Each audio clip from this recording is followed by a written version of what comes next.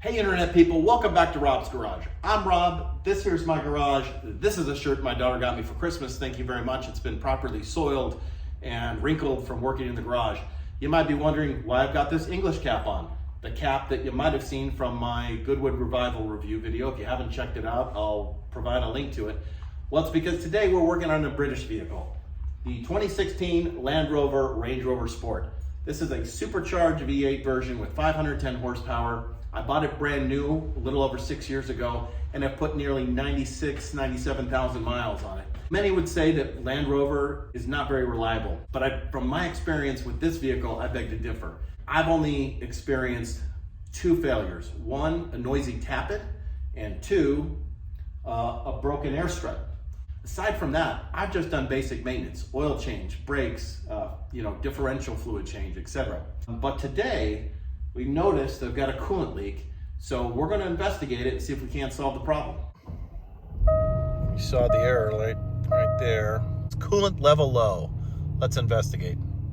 Here we are under the hood. Now you can't get to much without removing a bunch of covers. So I'm going to show you here. I've already taken the liberty to remove them, but for display purposes, you can see what you do is you twist these, they'll pop up. Okay, this is the cover you're going to remove to actually get to the coolant reservoir.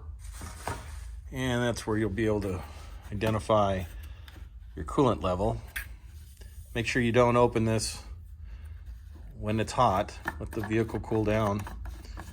And sure enough, we're low. We're low. There's a min and a max level there, and we're not at it.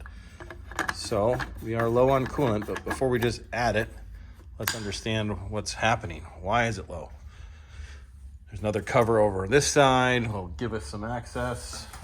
To remove this middle cover, you actually just kind of pull it straight out. There's two connectors there that go to these like rubber grommet type things. So be very careful so you don't pull this hose. You just kind of use a little force, be gentle with it.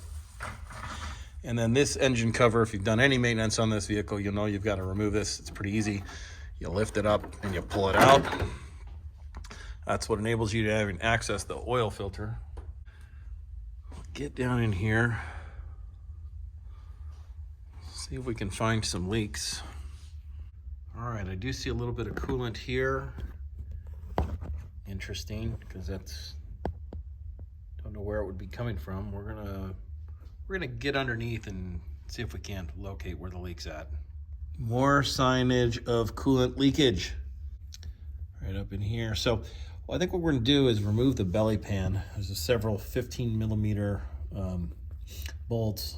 I've lost count of how many there are. I normally don't take the belly pan off to change the oil. I suck it out from up top instead of drain it from below. But let's remove those and get underneath the belly pan and see if we can't get a better view.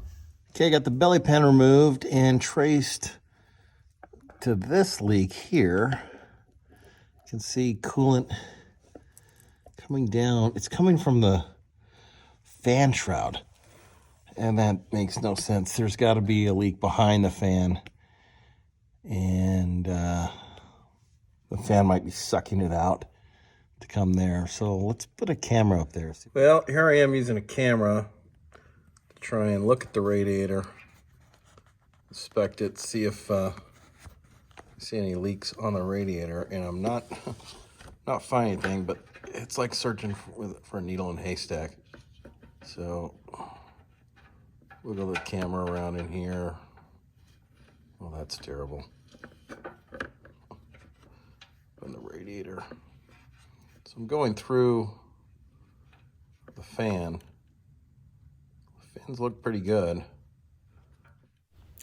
It's a little loud under here, so I'm going to mute the engine noise and point out that I've cleaned off all of the coolant so I could identify where any leaks are coming from. Don't see any leaks happening down below anywhere. So I come up top and notice that the pipe running from the coolant reservoir back into the radiator here was just a little bit loose, a little bit of leaks coming through, a couple drops. So I thought, well, let me push it back in. Maybe it came loose from recent off-roading we did up in the cold mountains, and drive it for a few days and see what happens, see if that solved the problem.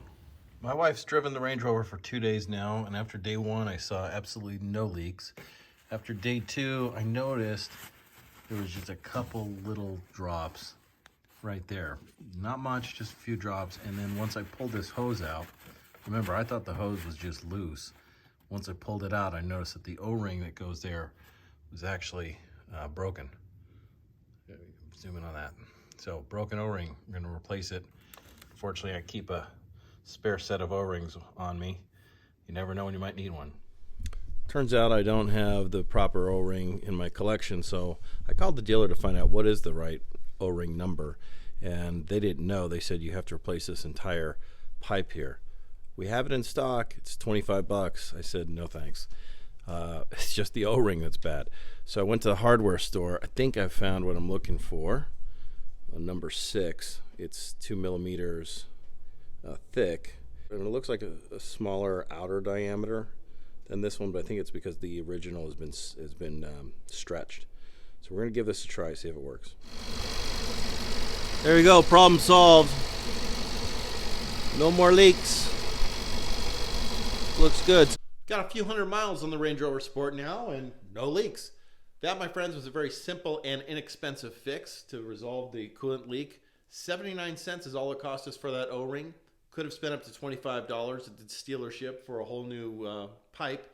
Not necessary, but the lesson learned here is just because you have a British vehicle that many would say is unreliable doesn't mean you can't solve it on your own without going to this dealership. Hope you found that video beneficial. If you did, hit the like button, subscribe to the channel, where you'll be able to get more content on Range Rovers, Corvettes, Ferraris, motorcycles, BMWs, Mini Coopers, and of course, watching my track day fun. Thanks a lot for hanging out in Rob's garage today. I'll see you on down the road.